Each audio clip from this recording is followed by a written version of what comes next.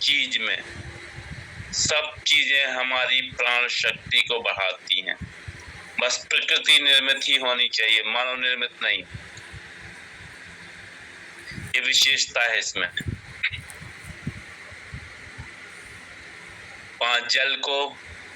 जल में प्राण शक्ति होती है, पत्थरों में प्राण शक्ति होती है, पेड़ पौधों में प्राण शक्ति होती है, वायु में तो प्राण शक्ति होती ही होती है। खैर, पृथ्वी में नंगे पैर चलने में प्राण शक्ति होती है, सब चीजों में प्राण शक्ति होती है। जो भी आपको बाहर दिखाई दे रहा है प्रकृति से निर्मित है, उन सब में प्राण शक्ति है। पेड़ों में आप पेड़ों से लिपट जाइए, पेड़ से देखिए आपकी कितनी, आपको बहुत तेजी से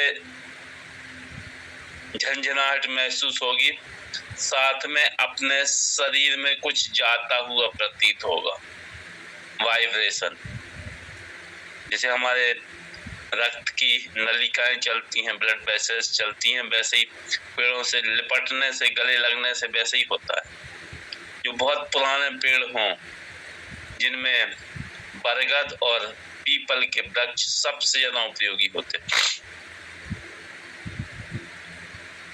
इनसे लिपट जाइए। सवेरे उठ के उगते हुए सूर्य का दर्शन करिए, उसकी एनर्जी को, प्राण शक्ति को अपने शरीर पर महसूस करिए। वायु में तो सबसे ज्यादा प्राण शक्ति होती है, क्योंकि सांस के माध्यम से प्राण ही अंदर जाते हैं सूक्ष्म रूप में। फिर आप नदियों में स्नान करिए, पत्थरों पर बैठिए, मंदिरों में जाइए, मूर्तियों को स्पर्श करिए, मंदिरों में बैठिए, संगीत सुनिए, सारे गामा, जो भी संगीत के स्वर होते हैं, सा, मूलाधार चक्र को, रा, हमारे स्वादिष्ठान को, गा, मणिपुर के लिए, मा, हृदय, पा, विशुद्धि, धा, यहाँ आज्ञा, और रे, सहस्त्रार चक्र। इनसे वो फ्रीक्वेंसी, वो वाइब्रेशन निकलती हैं, और सारे 7 संगीत से, पूरे 7 स्वर से हमारे 7 चक्र बैलेंस होते हैं। एनर्जी मिलती है, प्राण शक्ति बढ़ती है। पेड़ पौधों का सेवन करिए, उनकी पत्तियों का सेवन करिए। पत्तियों के सेवन करने से कैंसर और किडनी जिनकी खराब हो चुकी हैं, शरीर के अंग सड़ गल गए हैं, पेड़ों की पत्तियां खाने से वो भी ठीक हो जाते हैं। तो सब कुछ कहने का तात्पर्य यह है, नंगे पैर मिट्टी में चलिए, अद्भुत रिजल्ट्स मिलेंगे। साधनाएं करिए, ध्यान, मेडिटेशन, योग करिए। जो भी प्रकृति ने निर्मित किया है वस्तु, सबसे, हर चीज से आपको प्राण शक्ति मिलेगी ही।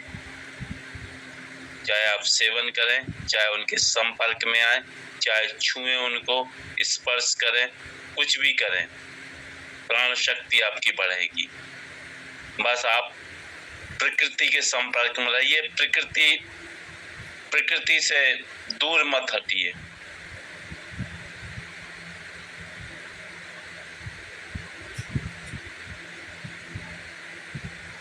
प्रकृति के संपर्क में भर रहिए। कुछ चीजें जो ऐसी हैं जो भगवान शिव जी को चढ़ती हैं, वो अमृत के समान है, अमृत की तरह काम करती है। जो आँख होता है, कौआ आँख जिसको बोलते हैं, धतूरा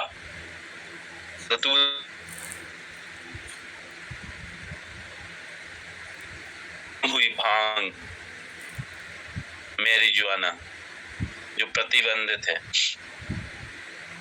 और बेलपत्र हुआ। ये कुछ, इनमें से कुछ बेलपत्र को छोड़ के बाकी सारे लोग सारे जहरीले पेड़ पौधे माने जाते हैं। लेकिन जो जितना ज्यादा जहरीला होता है, वो उतना तीव्र गति से रोगों को ठीक करता है। ये दुनिया की कोई ऐसी बीमारी नहीं है जो शिव जी को जो भी चढ़ते हैं उनसे कोई बीमारी ठीक ना हो, सब बीमारियां ठीक होती। जो देखने में पॉइजनस होते हैं, जहरीले होते हैं वो सबसे ज्यादा शक्तिशाली तरीके से काम करते हैं। बस आपको आना चाहिए कि उनकी प्राण शक्ति का वो कैसे प्रयोग करना। तो कहने का तात्पर्य यह है कि प्रकृति के साथ सामंजस्य स्थापित कर लीजिए और सामंजस्य स्थापित करने के साथ आपकी प्राण शक्ति बढ़ने लगेगी। अब हम देखेंगे कि हम अपनी प्राण शक्ति को कैसे बढ़ा के और उसका प्रयोग जन कल्याण में दूसरों के लिए कैसे प्रयोग करें। किसी भी दिशा में हम प्राण शक्ति का प्रयोग कर सकते हैं। बहुत छोटे छोटे से तरीके अभी हमने आपको बताए प्राण शक्ति स्टोर करने के, एकत्रित करने के। समय पे सो जाओ, समय पे जाग जाओ, पहाड़ियों में घूमो, वादियों में घूमो, पेड़ों के संपर्क में रहो, नियमित दिनचर्या रखो, नदियों में भी स्नान करो जितनी भी है, पत्थरों पर भी बैठो, मंदिरों में भी जाओ, बहुत सारे हैं, हजारों तरीके, जितने हो सकते उतने प्रकृति के साथ में। नंगे पैर मिट्टी पे चलो, मिट्टी में घास में चलो, पेड़ पौधों के पत्ते खाओ, फल फ्रूट्स खाओ और फूले हुए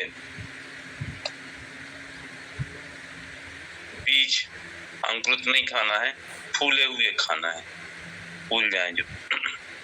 तो इन सब से जो जिन पौधों में, जिन फसलों में उत्पादन करने की क्षमता होगी वो निश्चित रूप से हमारी प्राण शक्ति को बढ़ाएंगे, क्योंकि उनमें प्राण शक्ति है। और जिनमें उत्पादन करने की क्षमता नहीं होगी वो निश्चित रूप से हमारी प्राण शक्ति को घटाएंगे। पिज्जा बर्गर को यदि आप बोएंगे, आइसक्रीम को बोएंगे तो उगेगी नहीं वो कभी भी। हम जीवित चीज हैं, लिविंग ऑर्गन हैं, तो हम जीवित चीजों को ही खाएंगे, उन्हीं को ग्रहण करेंगे, तब हमारी प्राण शक्ति बढ़ेगी, लाइफ फोर्स बढ़ेगी। मृत चीजों से कतई नहीं बढ़नी है, ध्यान रखिए। मृत चीजें तो सड़ेंगी, गलेंगी शरीर में, विषाक्त विषैले पदार्थ पैदा करेंगी, इससे ज्यादा कुछ नहीं होने वाला। तो अब हम प्राकृतिक रूप से अपनी शक्ति को कैसे बढ़ा के और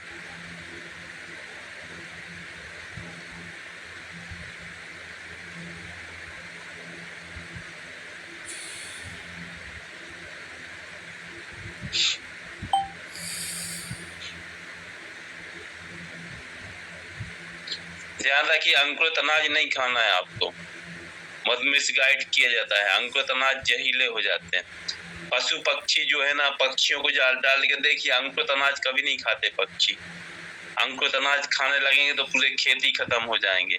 जो फूल जाता है उसी को खाते हैं पक्षी। जब खेतों को बोया जाता है तो 1-2 दिन ही पक्षी जो फूले हुए अनाज रहते हैं उसको खाते हैं। जैसे थोड़ा सा अंकुर निकल आया तो पक्षी उसको नहीं छूते। पक्षी को जो भी चीज आप खिला के देखिए जो फायदेमंद है, जो जहरीली नहीं है, प्रकृति के खिलाफ नहीं है, उसी को ही सेवन करेगा। प्लास्टिक के बर्तन में आप पक्षियों को पानी रखिए, भोजन रखिए, कभी नहीं करेंगे वो। अंकुरित अनाज भी कभी नहीं खाएंगे। अंकुरित नहीं खाना चाहिए, फूले खाइए, फूले बस। अंकुरित तो बहुत नुकसान करते हैं। तो पक्षियों से सीखना चाहिए बहुत सारी चीजें हमें। और इंसान एक जो है प्लास्टिक के नीचे बात ही नहीं करता, सब प्लास्टिक में पूरी चीजें। जो भी है पानी भी बताएंगे आपको कितना हानिकारक है प्लास्टिक। प्लास्टिक इसलिए थोड़ी बना है कि भाई तुम खाने की चीजें उसमें रखो। अंकुरित कुछ मत खाइए, फुला के खाइए बस। अंकुरित ना हो पाए उसके पहले ही भोजन उसको खा लीजिए। चलिए, तो अब हम अपनी साधना की तरफ चलते हैं। कैसे हम अपनी शक्ति बढ़ाएंगे, ब्रह्मांड से हम कैसे पावर लेंगे, पावर लेने के बाद कैसे हम दूसरों का ट्रीटमेंट करेंगे, उनको कैसे हम ट्रांसफर करना है इस एनर्जी को। ये इस साधना के अलावा आप और जितने भी हमने तरीके बताए हैं, इन सब तरीकों के माध्यम से भी आप अपनी प्राण शक्ति बढ़ा सकते हैं, क्योंकि प्राण शक्ति बड़ी हर चीज में काम आनी है। प्राण शक्ति आपकी हर चीज में, जो भी सफलता असफलता जो कुछ भी मिलता है, स्वास्थ्य रोग, सब प्राण शक्ति की बदौलत ही होता है। जो भी आकर्षित होंगे, आपको अच्छे अच्छे लोगों से संबंध बनेंगे, लोगों को खींचने का काम करेंगे। जो दुनिया में जो भी सब चीजें हैं वो सब प्राण शक्ति, प्राण के ही अधीन है। प्राण के अलावा और कुछ भी नहीं, सब कुछ प्राण ही है।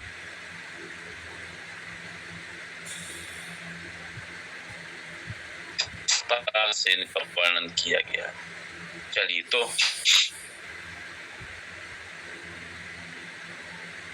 अब हम क्या करेंगे? सारे के सारे लोग हाथ ऊपर करेंगे, हाथ ऊपर करेंगे और प्राण शक्ति का आह्वान करेंगे।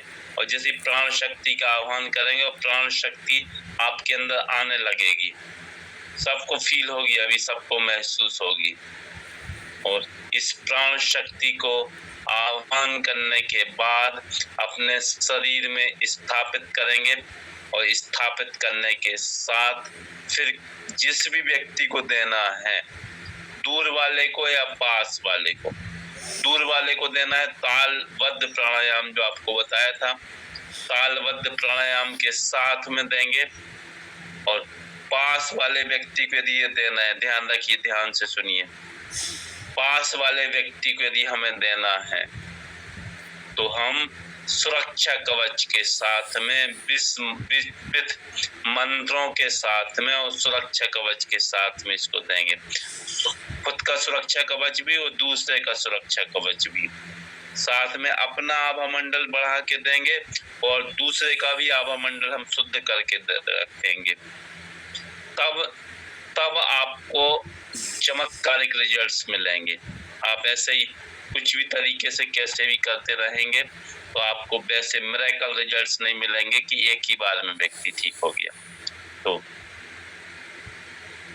वित्त सुरक्षा कवच के साथ में जब देते हैं तो हम पे कोई साइड इफेक्ट्स नहीं आते। ध्यान रखिए, ये दिखने में तो बहुत सरल लगेगी, आपको सब कुछ लगेगा, इतने जल्दी लोग ठीक होते हैं। आप देख रहे होंगे बहुत जल्दी लोग ठीक हो रहा है। बहुत सारे लोग फेसबुक पे भी डाल रहे हैं, यूट्यूब में भी वीडियो बना रहे हैं, वैसे ग्रुप्स में बहुत सारे वीडियोस आ रहे हैं कि हमने इसको ठीक कर दिया, हमने उसको ठीक कर दिया।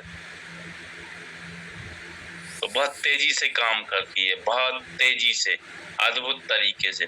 दुनिया की अद्भुत चिकित्सा पद्धति है। इसके अभी तो सारे लोग समझ चुके होंगे। इससे मुकाबले, इससे पावरफुल, इससे ज्यादा शक्तिशाली, इससे अच्छी कोई चिकित्सा पद्धति नहीं है। बस आप सही तरीके से करें बस, और प्रॉपर चैनल से करें। जो गंभीर बीमारियां हैं उनको भी उनका ट्रीटमेंट कैसे कर लें, उनको सीख के करें और थोड़ा पेशेंस रखें। बस पेशेंस मीन्स आप सोचोगे कि भाई तत्काल ठीक क्यों नहीं हो गया ये हमारा मरीज। तत्काल ठीक करने के लिए